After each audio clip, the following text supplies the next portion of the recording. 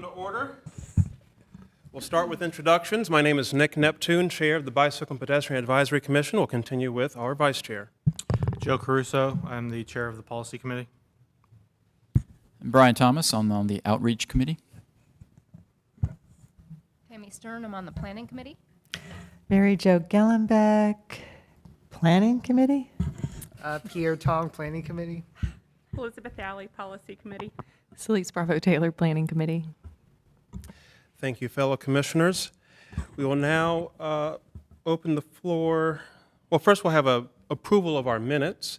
I'd like to acknowledge that the minutes included in your printed packet do not reflect some updates made to some spellings and typos found by Commissioner Brian Thomas. Thank you, Mr. Thomas, for your close eye on that. So if you happen to have the online version available of your minutes, which, if you don't, that's okay, but I would like to make note that the online version reflects the corrected typos and misspellings found by Commissioner Thomas. So just with that acknowledgement, I would like to hear a motion to approve the minutes from September 19th, 2022. I see a motion from Commissioner Bravo Taylor. Do I hear a second? I hear a second from Commissioner Thomas. All in favor? Aye. All opposed? And the ayes have it. Thank you. Moving forward, we have the public comment period. Do we have anyone from our members of the public? I see Mr. Johnson, if you'll please proceed. I'm Doug Johnston. Excuse me, once when I was making a public comment at the Dix Park Leadership Committee, the mayor said, "Doug Johnston has a comment. Why am I not surprised?" And I thought that was very appropriate. It's been great becoming better acquainted with you. I just learned from Celeste that when we were on a trip this summer with some biking friends in Pennsylvania, her group, Bike and Build, was there, and we tagged along with them for a week-long ride to Georgetown, Washington. I think they may have peeled off it at in between somewhere, but it was great to see them. And it's a great program. If you haven't talked with her about it, you should. Since I've used up most of my time in my own introduction, I'll just read from this more or less if I can see it. Recognize this, anybody?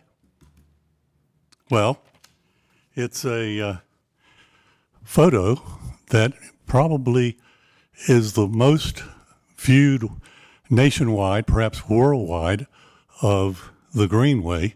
It appeared in the New York Times this weekend with the caption, "The shooting rampage ended on this Greenway, usually packed with people biking or taking their dogs for a stroll." A terrible tragedy. But it reminded me of the fact that community engagement begins here, and the opportunity to continue the path despite this tragedy really begins and ends with this committee. Everything you do, every improvement, you're the final chance for getting it right, asking questions and careful thinking about it. This picture was a nightmare, and I'm really grateful that each of you are here and do the kind of work that I've seen you doing when I've attended some of your committee meetings. This was, as I said, a nightmare, and you will make our dream come true. Congratulations on your work, and keep at it.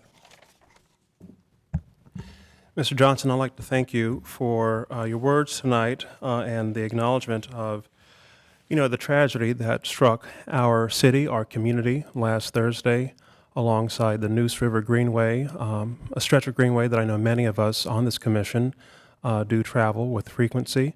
In fact, just not many months ago, we found ourselves on a cleanup not far from the Neuse River Greenway.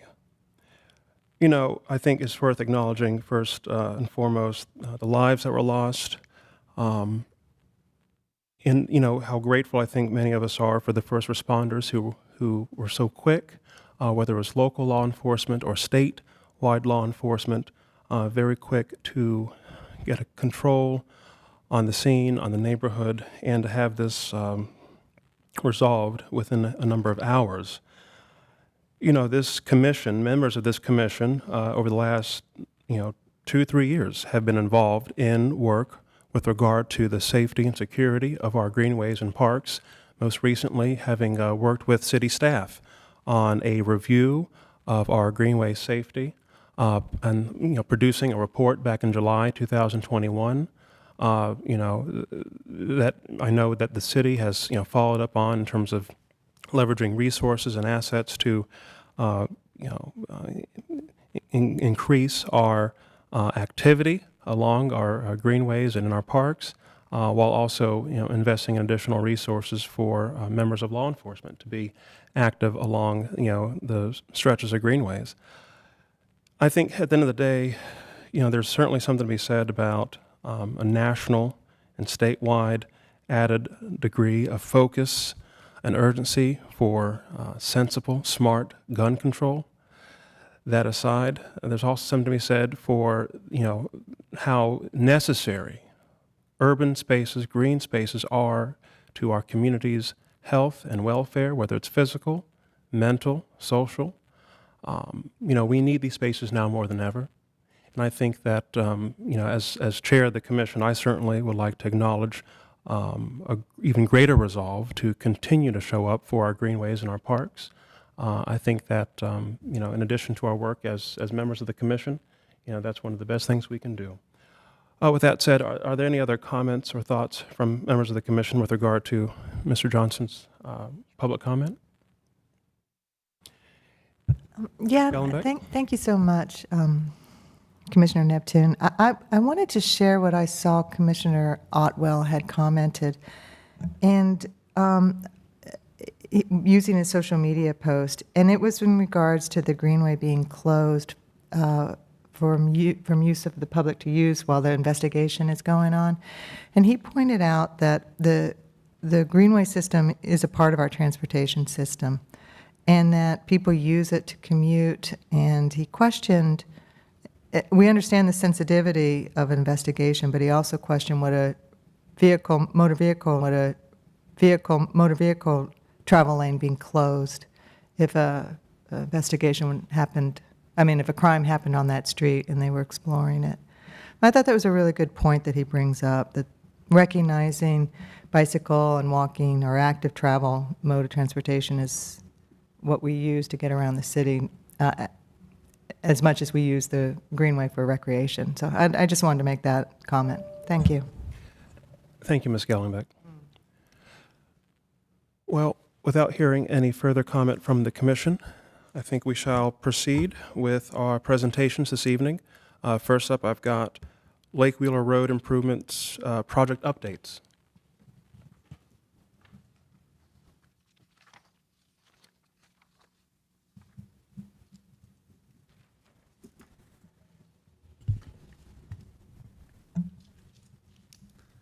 All right, good evening, everyone. My name is Brian Rothroffy. I am the project manager with the city for the Lake Wheeler Road project. Thank you for the opportunity to come here this evening and talk to you, give you a brief update of where we stand on Lake Wheeler Road. The image you see here is actually a pretty good representation of Lake Wheeler itself. Our consultant took some drone photos earlier this spring. This is a good picture, just seeing the skyline, but this is about midway through the project looking north, and it's a very good representation of kind of the constraints we have along the corridor. Right now, there's no sidewalks, no bike infrastructure whatsoever. On the left, you'll see Duke's transmission lines. On the left, you'll also see a historic building on Dick's Park's property. And on the right, might not be real easy to see, but there's a lot of very close residential buildings to our right-of-way as we speak today. So the project in general is from Lake Wheeler Road, from Maywood Avenue to Dorothea Drive.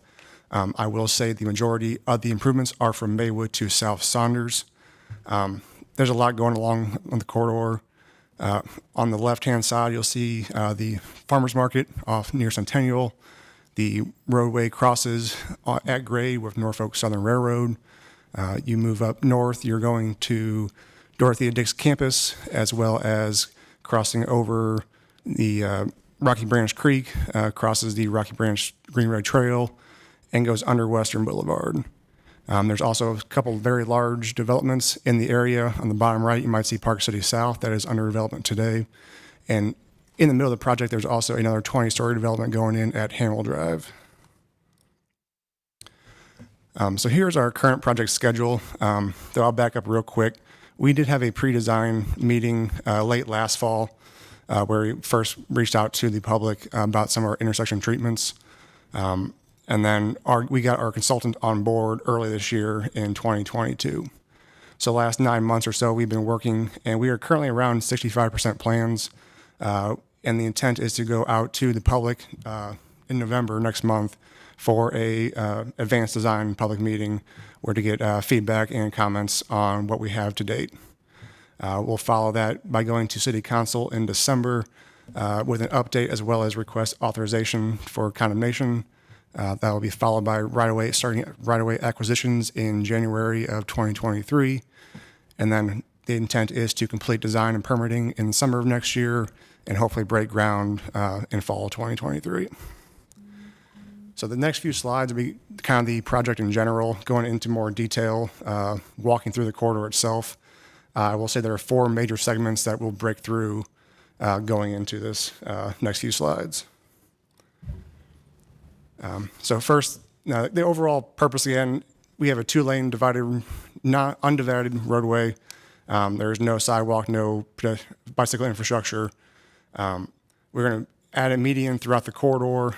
We are going to add access to Dix Park. There'll be 1 new vehicular entrance along with a couple of new dedicated bike and pedestrian accesses from the Fuller Heights neighborhood. We'll be reducing speeds, one by reducing the posted speed limits, as well as introducing some traffic calming roundabouts throughout the corridor. And I kind of already talked about earlier the constraints, Duke, Railroad, limited right-of-way. And this here is at Del Adams, that picture, if you can tell. This is where we'll actually be adding a new entrance to Dix Park, which will connect to the parking lot for the Plaza Play section. So for the overview, just to orient you all, this is from South Saunders to Hamill. On the right-hand side is South Saunders. If you keep going right, you'll be heading downtown. And then on the left-hand side is Hamill, and as you're heading south. So there's a lot of things to see here. First and foremost, you'll probably be gravitated to the 2 roundabouts at both South Saunders and Hamill Road. The second thing you might notice is the realignment of Lake Wheeler itself. Right now, it's due to Lake Wheeler's vertical grades, it's already very steep slopes coming down that hill. However, in order to add our roundabouts, which you need to flatten that area out, one for safety of vehicles and also for safer crossings, meet our 2% for bikes and pedestrians crossing Lake Wheeler in South Saunders and Hamill. We are having to realign into the park. This is causing us to have to construct some walls, retaining walls, through this section. There'll be 2 at least along the corridor. A few other things before I really get into the bike and ped focus is those 2 walls. You really can't see, I apologize, but if you kind of see my cursor, this is where Duke's transmission poles are, along with their easements. So we cannot actually realign any further into the park itself. Duke will not allow any retaining walls or slopes steeper than 4 to 1. They've got some very strict guidelines within their easements. And one of those things that we'll be talking about quite in depth will be the maximum width of travelway. They will not allow anything greater than 12 foot for bike or pedestrian use within their easements. And then lastly, in the light blue on the bottom right, as well as the bottom left, are the developments that are going in Park City South on the bottom right and Hamill on the left side. So that is kind of just getting your bearings.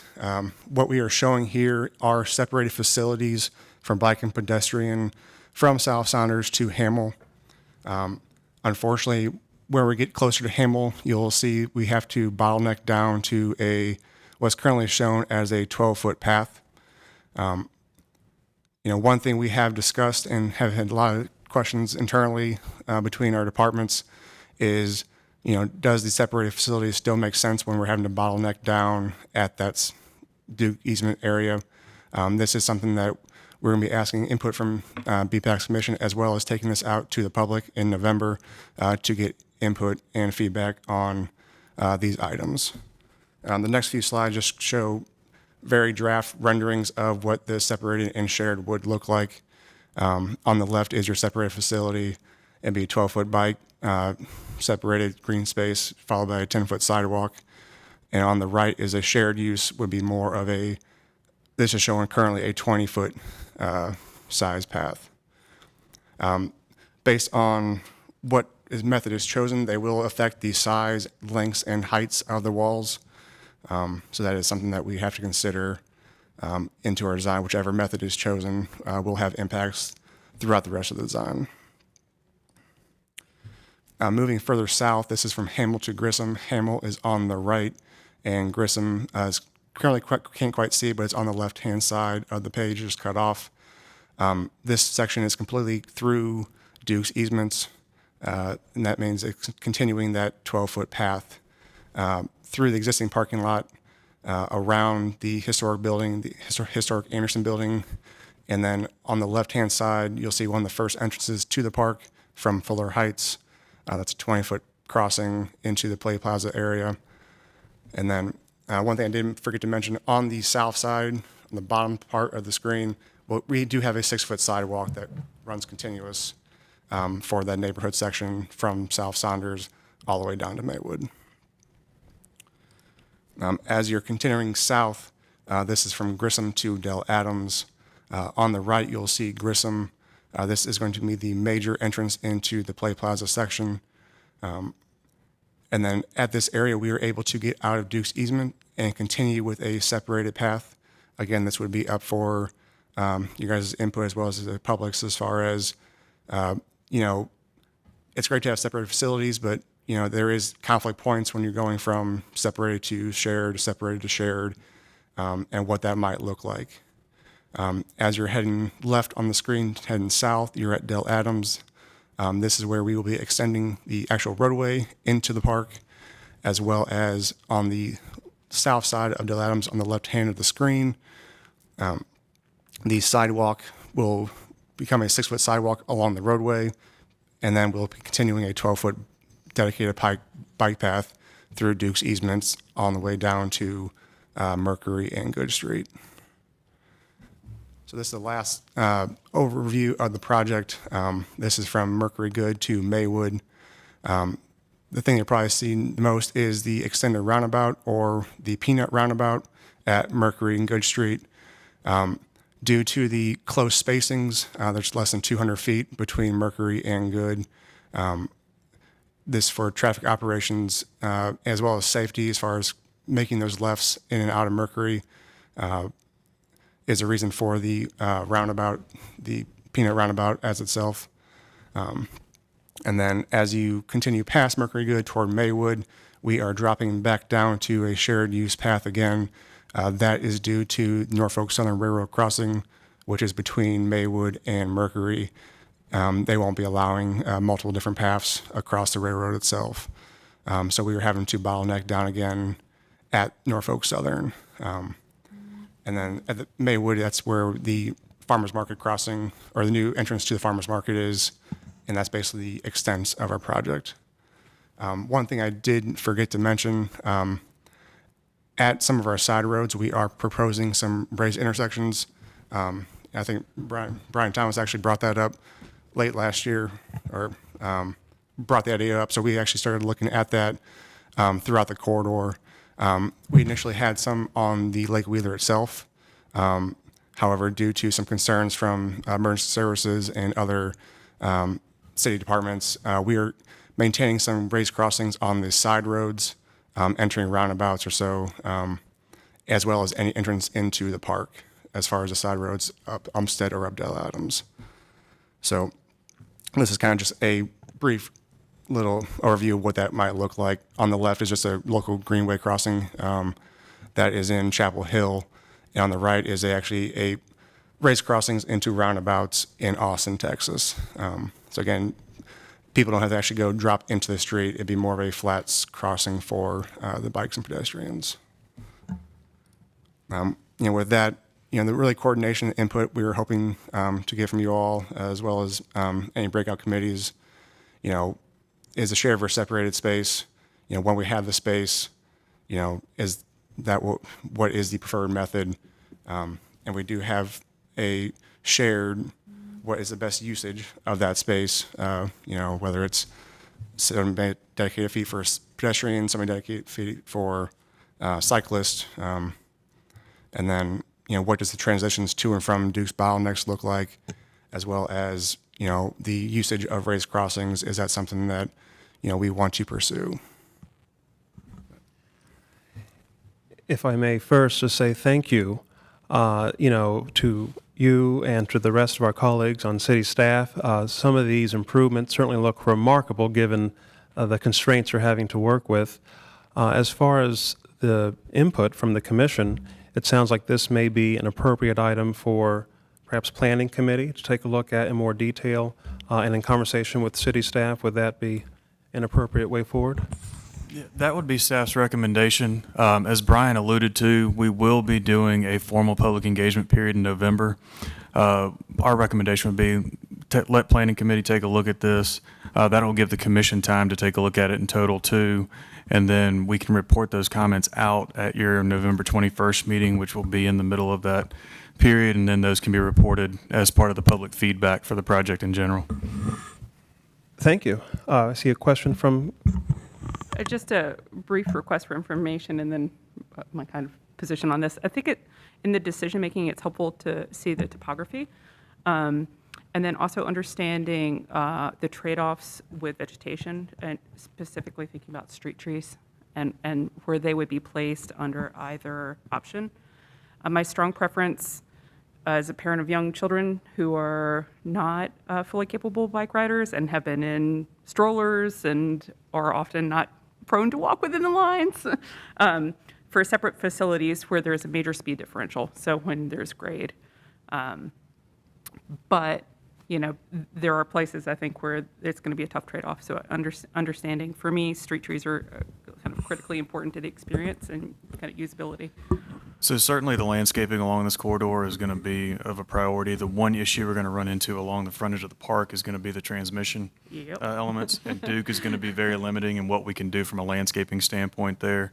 But certainly that's been a big point of conversation. Is this an Ncdot controlled street? No, this is Great. a city street. Okay, so we can get them at the back of curb where we might maybe be able to, if we're not in the Where we're transition. possible, yes. Certainly Yeah. along the Fuller Heights side, on that residential context, you've got distribution lines on that side, so we'll have more flexibility in terms of integration of landscaping Yeah, there. I know they can be quite strict, but it looks like, back of curb might actually be the place where you might have a little bit of possibility. Anyways, that's all I have to say. Thank you. Thank you, Commissioner Alley.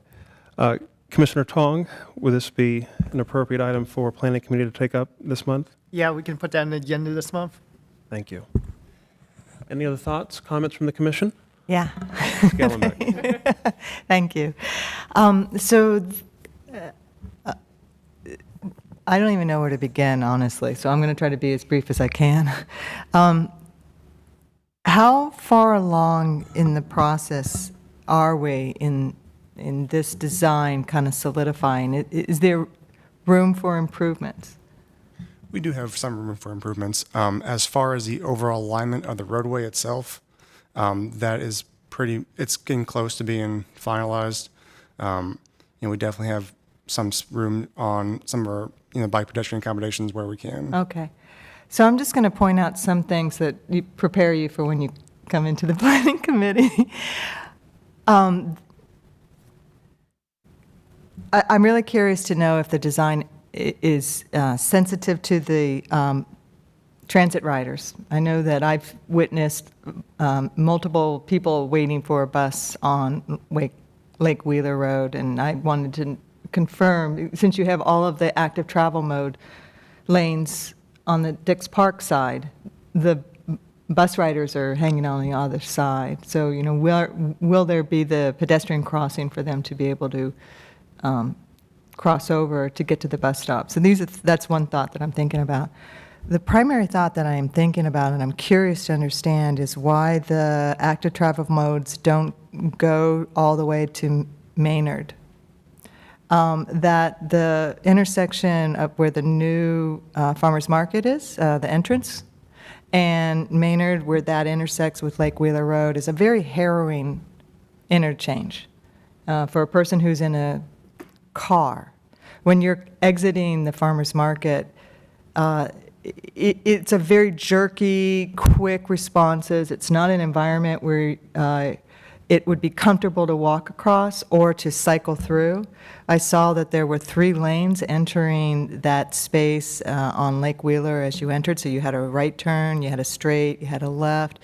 It's multiple lanes to cross if you're crossing from Maynard to get to the farmer's market, which we know is a hub. There's also the connection of the greenway system that runs along Centennial Campus. So you have this beautiful separated infrastructure that people are cycling on, and then you're feeding them into this incredibly stressful interchange, and I don't understand the logic behind it. So I'm very interested in understanding why we've stopped short of connecting and making that network to the other infrastructure that's already in place. So those are the things I'm thinking about, and I'm curious why we're putting a whole lot of money right down by Sanders in Lake Wheeler intersection, when I don't know if the volume of motor vehicle traffic renders it. I also was looking at that section, and I didn't see an intuitive way for a bicyclist to get off of Lake Wheeler Road or to transition to the infrastructure that's on the other side of Sanders. So there was a lot of, I was studying and I was imagining myself using it, and I said, this would have to only be for cyclists who consider themselves fearless. It would not meet the majority who are interested but concerned. It would not meet families' level of safety and comfort. So yeah, these are the things I'm going to be asking about at the Planning Committee. I can address some of those right Yeah, now. it matters not. We can wait to the Planning Committee, but these are the things I'm thinking of. Could we just leave the screen on on that like first intersection at South Saunders?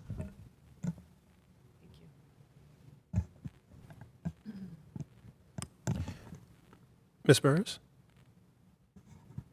I was going to clarify something, but about Commissioner Gallenbeck's comment down at, you were saying Maynard. Did you mean Maywood? I did. Okay. Okay. Can you go to the Maywood intersection real quick? But yeah, if you want to go front end. So there is a separate project that is adding a multi-use path, and I think you can see it on the far upper left corner where it's dotted.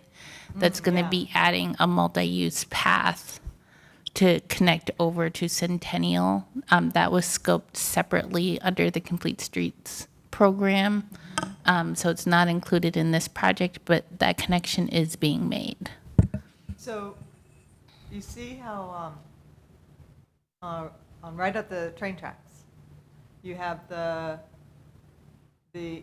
protected active travel mode, right? Is that running along the road, or are you expecting people to feed into the motor vehicle lanes? It's running along the road. It's not actually in the vehicle lanes. And is it protected above the curb? As of right now, it is planned for still at grade, again, just due to Norfolk Southern's. So we are still in the process of working with them on what that actually looks like. Have you ever taken that, have you ever exited the farmer's market from that new entrance? Yes, and one thing I was going to say, there will be a new signalized intersection at Maywood. Oh, the signal. Yes, oh, that's one thing I forgot. And I was yeah, going to, okay, that's a big deal.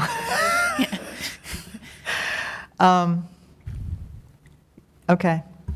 And Yeah, then- to me, this is where you should be putting your money in for that roundabout. Instead of, I just don't see the traffic on Saunders, especially with the grade and having to, I don't know. I do think that is going to change with the developments that are going in there. Okay. A lot of the development is going to be down on the South Saunders side. As So Brian you're pointed- anticipating an uptick in motor vehicle Yeah. traffic? And then to your point about the connections, I think one thing that wasn't really shown down at the South Saunders side, Brian, if you can go back to there, is there's some existing multi-use path on South Saunders just north of this section along the housing development there. This project is going to be you'll see at the far right. Yeah, if you cross the crosswalk, there's a multi-use path.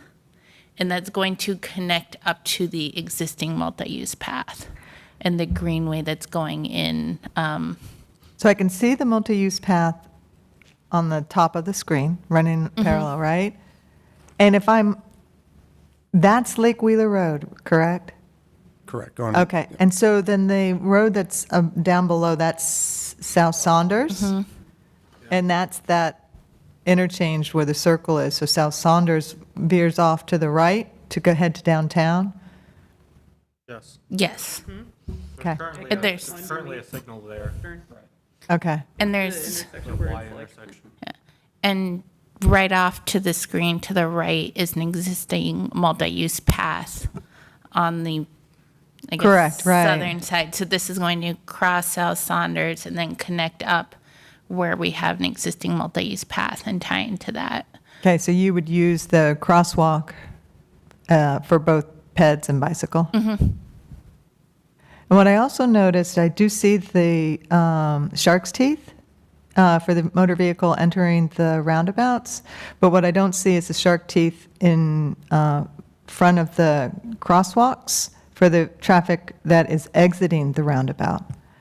So shouldn't that be there as well? Aren't they supposed to yield to the pedestrians who are in the crosswalk as you exit the roundabout? Yeah, and I think those are some things we can talk through during the planning committee. I did just want to clarify, What I was looking at. yeah, Right. the two issues that you were Yeah, looking because at. I was definitely confused. Thank you. Mr. Caruso? Yeah, I just have a quick follow-on to what we're looking at here.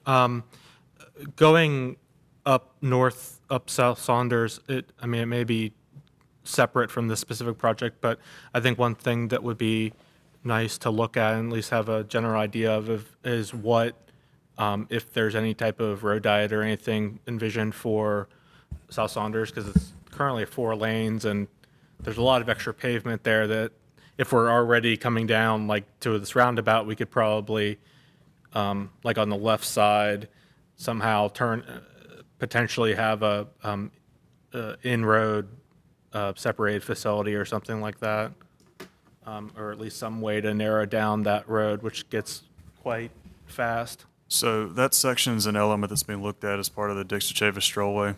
So staff's certainly aware of the footprint we have there, and we're trying to look at ways that we can effectively utilize that footprint. Mr. Thomas? Just very briefly, thank you. I think that section of roadway you're talking about, South Saunders, there already has a 25-mile-per-hour speed limit, but it, like you noted, Mr. Caruso, it's quite wide, so it encourages higher speeds than that. And do we know when the next planning committee meeting is It'll be next Tuesday at 5:15. in this building? Room 419, is that right? Yes. Okay, thank you.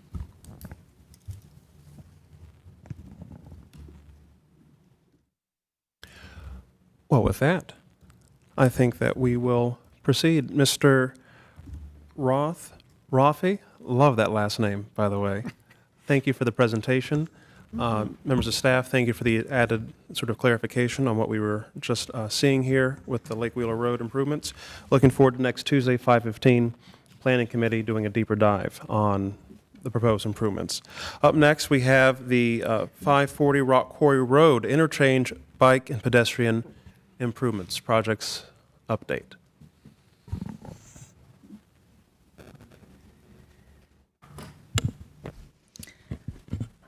So this is a update / we do have some questions for the commission about some recommendations that we're proposing to NCDOT regarding their 540, phase 2 of the 540 project. We are currently coordinating with NCDOT on the designs. It will be affecting 3 of our roads that come through Raleigh: Rock Quarry Road, Auburn Nightdale Road, and Pool Road. And we are making some recommendations on what they are installing in terms of pedestrian and bicycle accommodations as part of that project.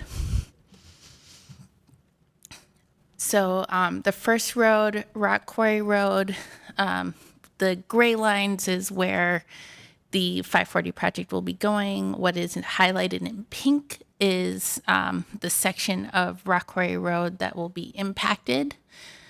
The preliminary plans shown by NCDOT had 5-foot sidewalks on both sides, 5-foot in-road bike lanes on both sides, and had 12-foot travel lanes. We are proposing instead a 6-foot sidewalk on one side, a 12-foot multi-use path on the other, and eliminating the bike lanes instead of having the 5-foot bike lanes, and having 11-foot inside lane. This straddles with Nightdale, so they're also providing feedback. One piece of feedback they gave was a request for 14-foot outside lanes to accommodate people who do decide to bike in the road instead of on the multi-use path. So this would be one area if BPAC wanted to provide their insight on whether or not Raleigh should be agreeing with that recommendation. The second road, Auburn Nightdale Road, again, 5-foot sidewalks on the north side, a 10-foot multi-use path on the south side, and 5-foot bike lanes.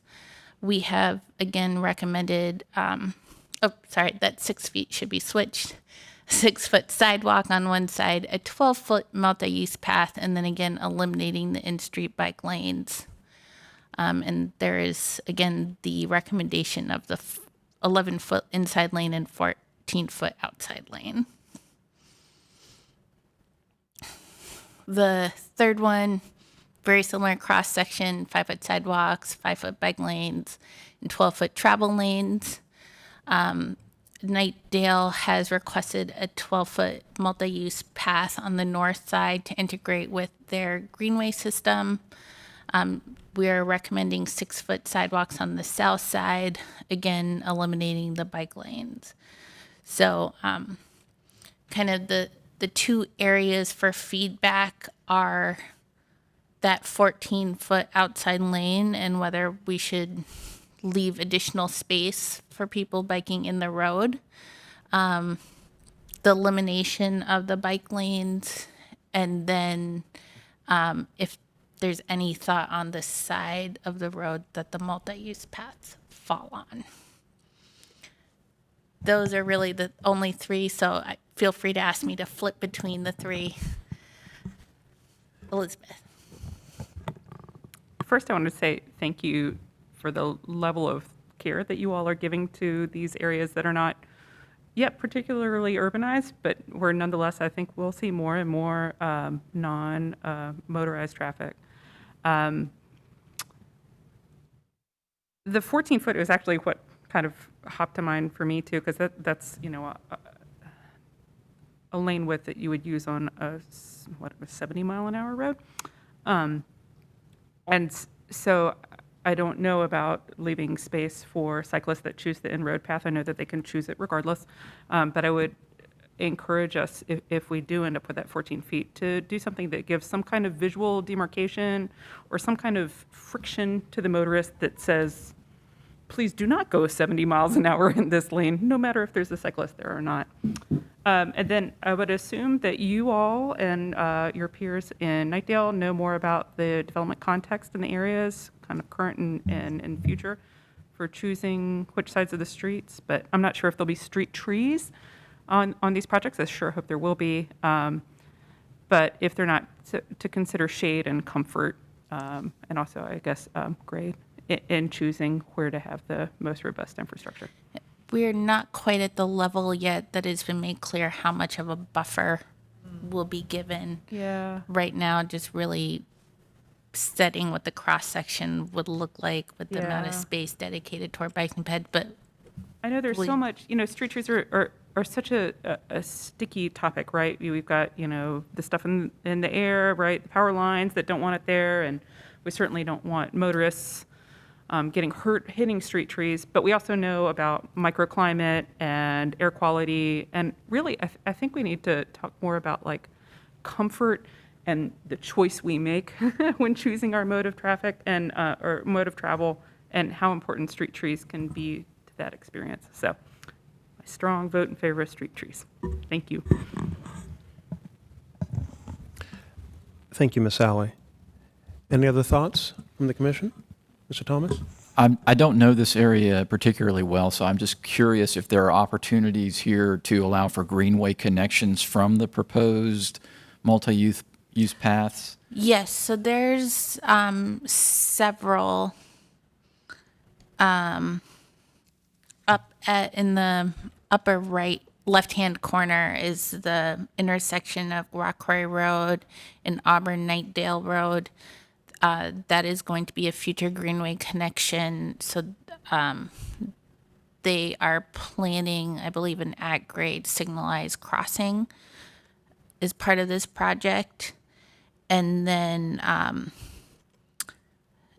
with Auburn Nightdale, with Pool Road, this does, not Pool Road, Pool Road.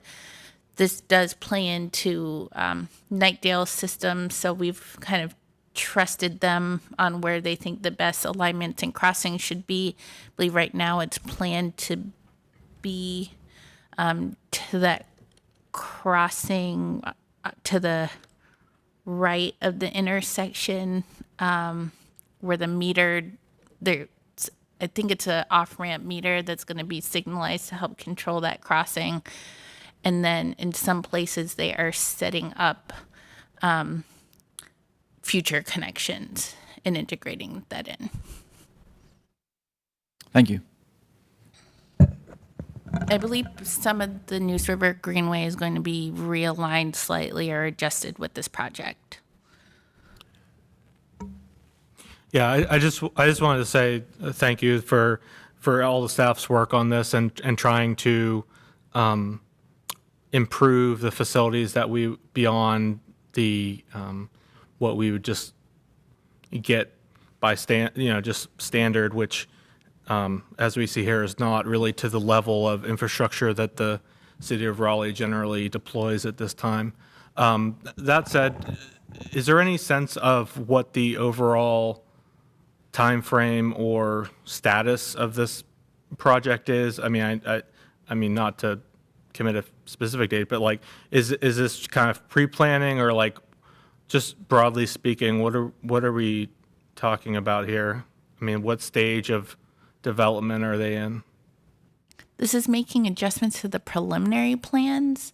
In terms of timeline, I am not exactly sure. I don't know, Kenneth, if you're aware of any timelines. I do think they just got funding for phase 2. Yes, I don't know the exact timing, but certainly we can report that back. The western edge of the Complete 540 project is under construction currently. They have looked at a lot of this project using design build, so a lot of this preliminary work you still will see, but we can get the time frame and report back. Yeah, thank you. I mean, I very much appreciate the work that the City of Raleigh staff is working on, but I mean, just for the record, I think that this is exactly the wrong type of project overall that the state should be focusing significant financial resources on at this time. At the same time that they say they're planning on reducing VMT and greenhouse gases, spending billions of dollars to build freeways through greenfield land is in my opinion, exactly the wrong type of projects that the state should be focusing on at this time. Thank you. Thank you, Mr. Caruso. Ms. Bravo Taylor? I was wondering, could you give just a little bit of feedback on sort of the change, why you all made the changes you did to Commissioner Alley's point? I don't know. I know the area-ish, but it's hard to understand sort of the change up of the type of paths on either side versus sort of like a 10-foot or 12-foot multi-use path on both sides. So part of it was knowing that we're going to have limited right-of-way from DOT and trying to make an ask within that constrained space. So the goal was to move bicyclists out of the road behind the curb, knowing that our adopted cross sections would likely not fit within the right-of-way. What would be a good compromise for those facilities? So asking for a larger multi-use path on one side, also focusing, you'll see with some of these, the on-ramps and off-ramps are on one side, so having the main facility be on the opposite side to reduce the number of conflicts occurring. Can I ask a brief follow-up question to that? I'm assuming that these streets are classified as such that if there was private development in these areas, that the pedestrian and bike facilities would both be behind the curb, that the text change from last year would apply on these streets in our jurisdiction? I would assume so. I don't know what Okay. these are classified as off the top of my head, Okay. but that's something I'm happy to share. Yeah, it just might be worth, I mean, I know we have to set it at some point, but as, to Commissioner Caruso's point that, we aren't sure of the time frame of this, like there is going to be so much development there because of this road that it might be useful to be kind of nimble in our right-of-way take based on where development goes. And I would be curious as to how other commissioners feel, but I do think that the idea of allowing for a larger lane to sort of encourage or have space for a cyclist on 540 seems extremely dangerous. It wouldn't be on 540, it'd be on Rock Quarry. Oh, okay. Okay. Yeah. Okay. No, it's okay. That's what I Yeah. thought. I was like, this. You were very polite. Great. We Thank you for will that not be clarification. encouraging bikes to I would go have on been a little bit more 540. fired up. Thank you for that clarifying observation and question, Ms. Bravo Taylor. Mr. Caruso? Yeah, I will just state my own opinion. I think that was kind of alluded to by others, but in my opinion, while I understand their logic, I do not agree that a 14-foot lane would be appropriate or desirable. I feel like it would lead to close passing on the left side and not actually providing a buffer space as they envision. So I would personally not be in favor of recommending a 14-foot outside lane for that reason. Yeah, I do tend to agree. I do think Rock Quarry itself is a fast enougher that it would also be extremely dangerous too for riders to be sort of on grade with traffic. I do a bunch of road cycling on Gardner Road, and there's a bunch of road cyclists here, but I also don't agree with the outside lane. Should be just a standard lane. Take the whole lane. Yeah, I think that's not going to help us cultivate new cyclists. I think keeping them out of the travel lane is going to help us cultivate new people riding, the interested but concerned. Or fully in the travel lane as. Right, like even as a confident cyclist, I'm probably going to take the lane at that point. Right. I guess that's my point, is that even assuming you are riding the street, kind of no matter what the physical conditions are, I don't believe that the design would lead to the outcomes that they envision. I believe, in fact, maybe counterintuitively, a smaller lane will actually provide a better facility for people who want to ride in the street, because it will effectively force traffic behind it to either move over or slow down, whereas if you have such a wide lane, I think there's a high likelihood of passing in the same lane at a high rate of speed. Commissioner Alley, I guess just a point of clarification with the road classifications, all three of these are 4-lane divided. So assuming they were annexed into the corporate limits and came in for redevelopment, obviously, yes, they would have to comply with the UDO standards. Great. Thank you.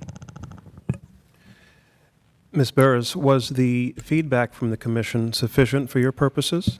Yes, but what I may ask for is a formal recommendation from the commission on the outside lane so that we can report back to NCDOT. What's your timeline for reporting back to NCDOT? They are currently awaiting our feedback.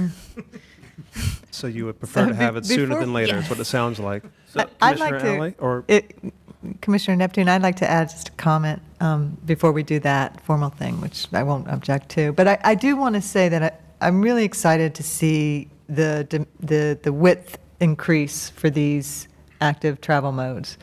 If it wasn't there, it would be a broken record, and I would be saying that the 5 foot wide is not enough. So I really appreciate that. It does enable the social component of bicycling as a mode of transportation when you do that. So that is really great, and it feels like there's lanes on both sides of this road in the recommendations. Is that accurate? That 6 foot should say sidewalk, not multi-use path. Yes, right. So 6 foot sidewalk, but on one side and a 12-foot multi-use path on the right. And even though it's a sidewalk, I'm assuming a cyclist would be able to use the sidewalk? Correct. Correct. Right. So that I think is really brilliant. And then the 12-foot multi-user path is on the other side of the road. Correct. So this road has 2 travel modes on both sides, which to me is really offers all the options that we need to meet.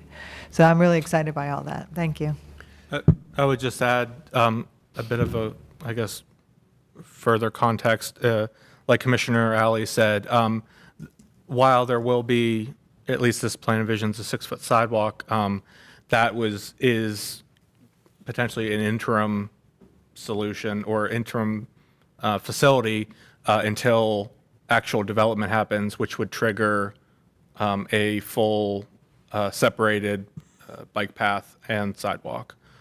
So this, as far as I understand, this would be assuming no private development occurred, which seems unlikely. But that being said, I guess I will make a motion that we recommend that BPAC recommends staff's recommendations, except for the 14-foot outside lane where we recommend a continuing with 11-foot lane width.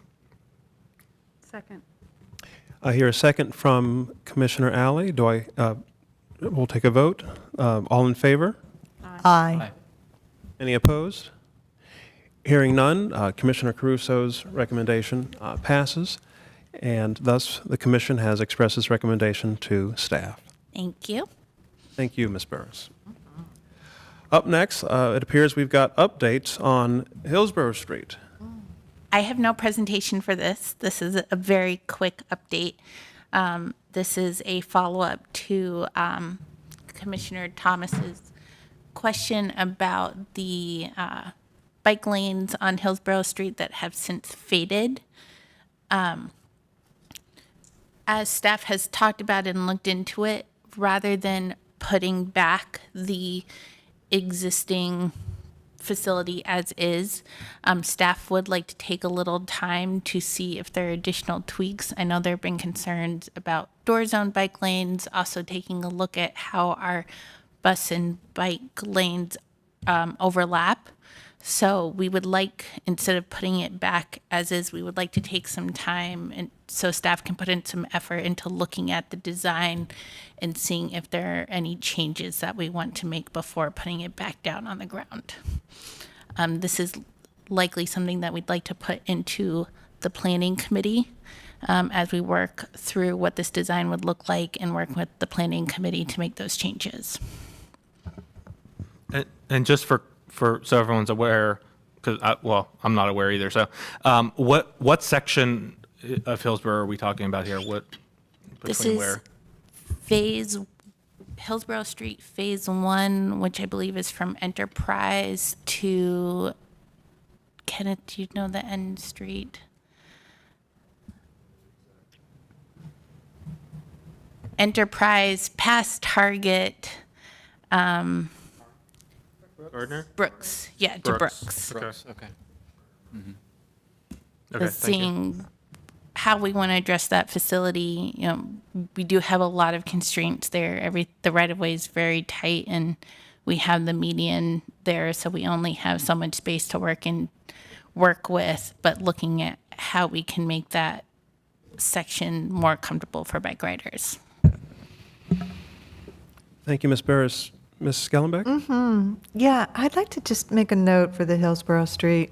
Last time I was there this week, I noted how long pedestrians had to wait till they got the green signal to cross.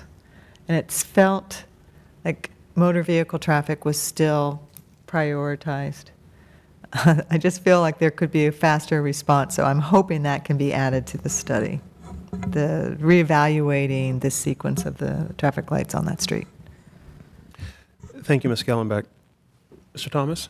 Yeah, I appreciate the fact that you want to take a look at this, take a little bit more time in the interest of making this a better facility for all users. And I support that. I just, the clock is ticking still. So I want to kind of, keep an eye on this as I have been doing, because it's been already a year and a half and nothing has been done. So I appreciate the effort to improve it, but let's get it looked at quickly if we can. And certainly that's our intent. Obviously, we're going to have to time any implementation with the university schedule. So we knew that gave us a little bit of time, but no, we have every intent of trying to bring some recommendations forth quickly. Awesome. Thank you. Thank you. Just Ms. a Sally?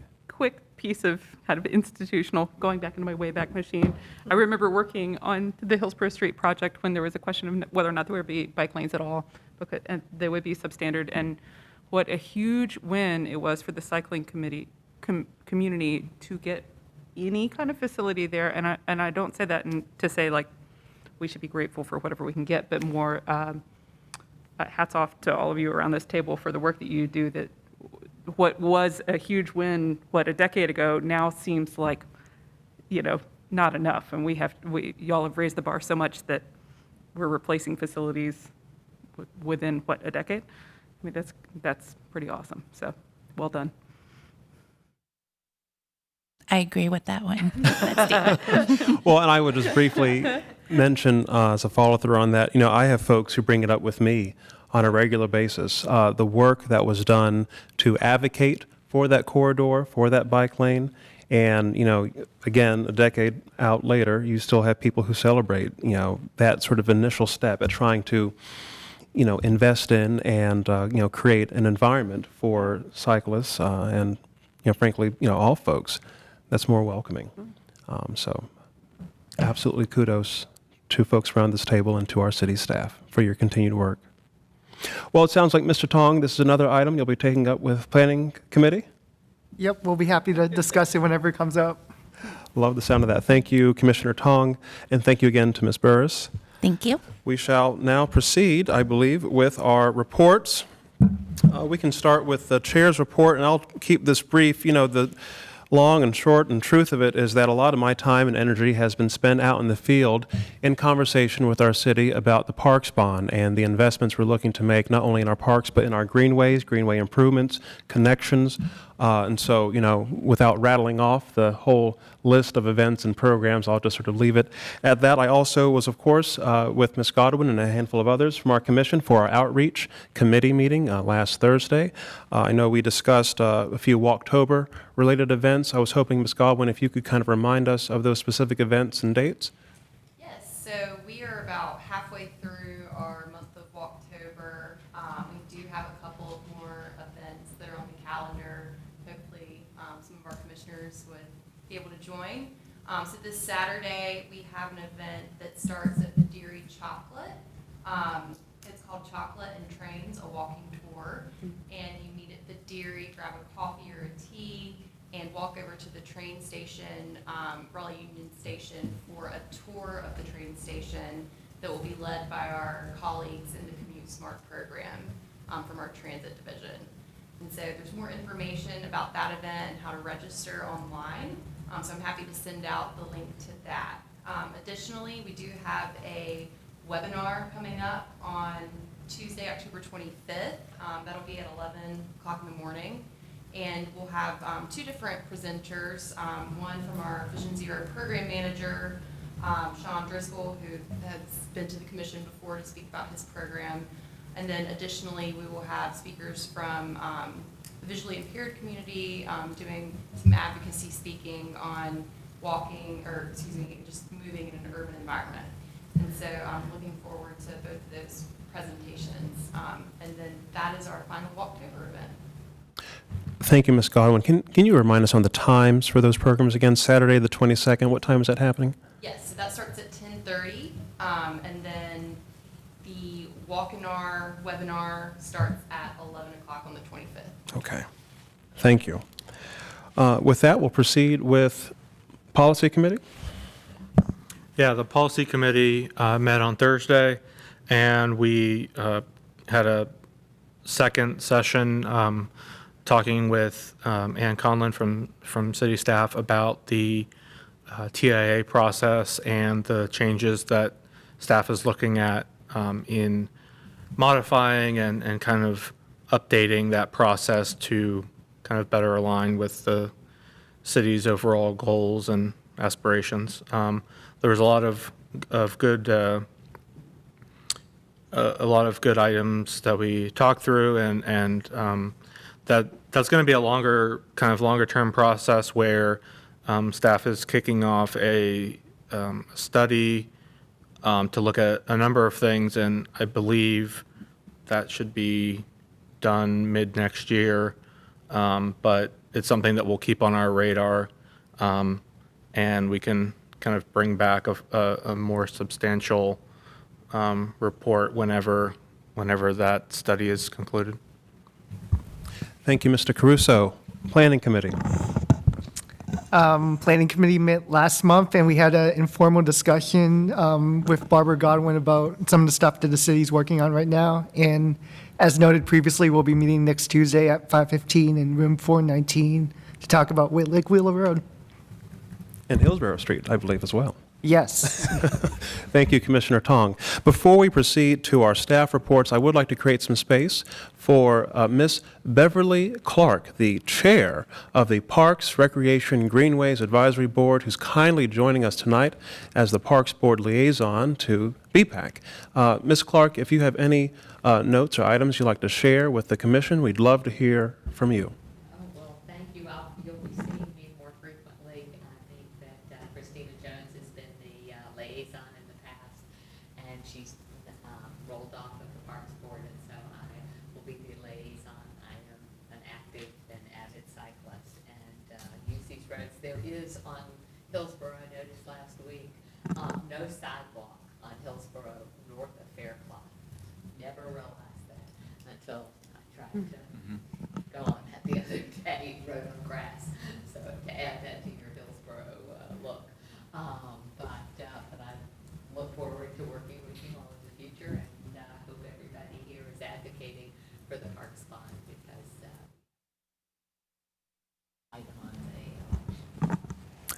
Ms. Clark, thank you. It is a pleasure to have you with us. I would like to note, as a part of the activities of the last month, Ms. Clark and I participated in a brief filming of her advocacy for our greenways. And let me just tell you, you're about to see this video come through via your social media platforms. She is an absolute star, okay? Just get yourselves ready for this, 2-minute clip of Ms. Clark talking about our greenways and why it's so important that we reinvest in them, our city's largest park, really and truly. Thank you, Ms. Clark. Up next, we'll have staff reports. I have no report. I have one item. So I am looking for any volunteers or interest if anyone would like to participate on a Cardinal bike share for the Raleigh Christmas Parade. It's coming up on November 19th. If you're interested in riding, just shoot me an email and I'll help coordinate that. We've got one taker, so looking forward to that coming up this later this fall, and just please let me know if you're interested. Also to share, family and children are also encouraged to join. Children are not allowed on the Citrix cycle bikes though, so they will need to bring their own bike. I would just like to follow through on this by acknowledging that I had the privilege of participating in last year's holiday Christmas ride via the Cardinal bikes, and it was an absolute blast. It was a joy. There was a little lady who I believe was dressed up as a little Who from Whoville, and I believe her father was the Grinch, and I tell you what, the pictures, okay, I mean, they last a lifetime. I would strongly encourage folks to consider joining this very fun and engaging holiday ride through our city as we gear up And for. if you have friends, please also extend the invitation to your friends.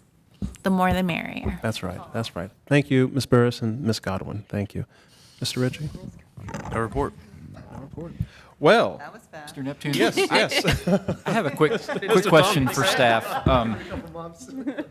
I guess a couple months ago, Mr. Driscoll presented to us about the Vision Zero program and mentioned the Safe Streets for All grant that he was working on, and that was due last month. I just want to make sure that we got that submitted. That was submitted. All right, awesome. So, thank you. Mr. Caruso? Yeah, I just have an ask for follow-up. On Hillsborough Street between Furchess and Gorman at that intersection, I know there's been kind of talk and maybe desires from a number of people in the community to look at some type of road diet or something on the north side of Hillsborough where there's 2 traffic lanes coming up to that intersection. And I just wanted to know if the city has any plans in any type of near future for that, and kind of what's going on there, especially with the Gorman Street connector now open, and a lot of development happening in that area, having bike facilities that kind of continue to go down Hillsborough and connect into the Greenway system, I think would be very beneficial. I know there's some development either ongoing or at least planned along a lot of that frontage, so maybe that's already part of that, but just a real basic update if we could have next month. It appears city staff has made note of this. Noted. Thank you. We'll now proceed to board comments, general board comments. Any comments from the board, from the commission? Ms. Alley? A brief invitation, if you all are up early on Wednesday. My kids' beloved elementary school, Con Elementary, will be having their walk to school day. Yeah, we'll be meeting at Temple Baptist and walking down Frank Street, crossing Brookside Avenue or Brookside Drive onto Con's campus. We have, as of late, been having a real challenge securing a consistent morning crossing guard. So just something to keep in mind in our advocacy that, that I'm not sure why that's been a hard thing, if that's like a staffing thing or a funding thing, or if it's the city or just whom, but our continued cooperation and advocacy for safe routes to school, I think is pretty important. But more than that, I think it's going to be fun. So if anybody wants to join us Wednesday morning. What there will time be Wednesday coffee morning? From Pine State. I think it's at 8:15. 8:15, Feel and with free to coffee send me from us at Pine State, too? I think there's going to be apples from the Black Farmers Market. Oh, my Lord. And there are going to be a ton of kids that walk to school every day, but are walking that day, too. So come join us. 8:15 this Wednesday. You said Temple Baptist. Church. That's right. Love that. Thank Yeah, you. Yeah, Ms. please Alley. join. Thank you. Any other comments from the board? Yes, Let's go. thank you. Yeah, I can follow up with the Safe Routes to School. Wake County, I attended the Triangle Bicycle and Pedestrian Workshop this last Friday. I think it was hosted by Campo. I'm not really sure. There were representatives from across the triangle, different local DOTs presenting their content. I have to say I was very impressed with the presentation by our very own Fontaine. She highlighted some of the great things that we're doing, and afterwards people came up and inquired with her, so it definitely was a shining star. Apex has put a lot of focus on safe routes to school, so they're identifying the roads that surround school properties, and they're really implementing changes to that infrastructure to increase their walking and biking safely. Jennifer Delcourt with Safe Routes to School Wake County reported that the number of schools that registered for this walk and roll event is almost equal to what the numbers were before the pandemic. And so there is this real drive of interest from families, children, being able to have an alternate way to get to school. Fontaine participated in her own at Hunter Elementary, and she noted that on the day of the event for walking, there were no cars in the carpool lane, which is a huge change because, of course, the carpool lane generates a lot of exhaust, right, from the idling. So it was a really neat deal. And Mr. Ritchie, what I'm thinking about when Commissioner Thomas talked about Sean Driscoll, I'd really like to be able to have updates on the progress we're making in Vision Zero by having, if it's possible, Mr. Driscoll join us. I know that he's taken an interest in the streets that surround school properties, increasing their safety, so I think it's a really great focus on our part. And I also believe that the schools are extremely vulnerable at this time because transportation has been impacted in the same vein as our own mass transit system has been impacted. They're having a labor shortage of drivers, and that is causing families to have to drive them. And they're not necessarily walking unless in these very festive events, right? So I attended one, and the mascot was there, and there was a state trooper there, and then there were lots of parents there, and that's a one and done. We're really looking to enable the community to have it be routine, right? So that I wanted to pitch that for Mr. Driscoll to give us updates. And yeah, I think that's it. Thank you. Thank you, Ms. Gellenbeck. I think I will follow through with a couple or a few event announcements of my own.